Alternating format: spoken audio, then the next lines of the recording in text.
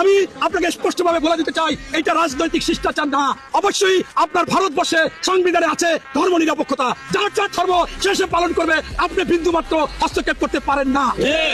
ওই দেশে অনেক হিন্দু সম্প্রদায় ইতিমধ্যে 3-4 দিন প্রতিবাদ করতেছে যে এই শুভেন্দু অধিকারী এমনকি বিজেপিরও যে যেটা করতেছে এটা শুধুমাত্র লুটপাট করার জন্য এবং বাংলাদেশে নিষিদ্ধ একটি দলকে খুশি করার জন্য, নতুবা কেন ওই দেশে মুসলমানদের উপর অন্যায় করা হবে, অবিচার করা হবে। এবং অবশ্যই বিজেপিকেও আমাদের মুসলমানরা ভোট দিয়েছে, আবার তৃণমূল কংগ্রেসকেও ভোট দিয়েছে, মমতাকেও। অতএব এটা থাকবে। ওই দেশে কিন্তু ইতিমধ্যে আপনারা জানেন 160 জন মুসলমান এমপি হয়েছে, যাদেরকে ওরা বলে বিধায়ক। তাই আপনি মনে করেন যে মুসলমান মুক্ত করবেন, কেমনি আপনি করবেন? 160 জন তো ওই দেশে বিধায়ক এমপি আছে মুসলমান। অর্থাৎ তাদের অবস্থা কি? আমি স্পষ্টভাবে বলতে চাই, আপনাদের ভারতবর্ষ যেভাবে স্বাধীন করেছে মুসলমানরা, এবং ওই মুসলমানরাও ইনশাল্লাহ ওখানে থাকবে, কিন্তু আপনি কিছু হতাহত হবে। এই হতাহত থেকে আপনি ফেরেন, ফুল স্টপ দেন। মোদীকে বলবো, আপনার এই কুলাঙ্গার বেয়াদব জারজকে আপনি থামান। যদি না থামান তাহলে আমরা বাংলাদেশ থেকেও যেতে বাধ্য হব।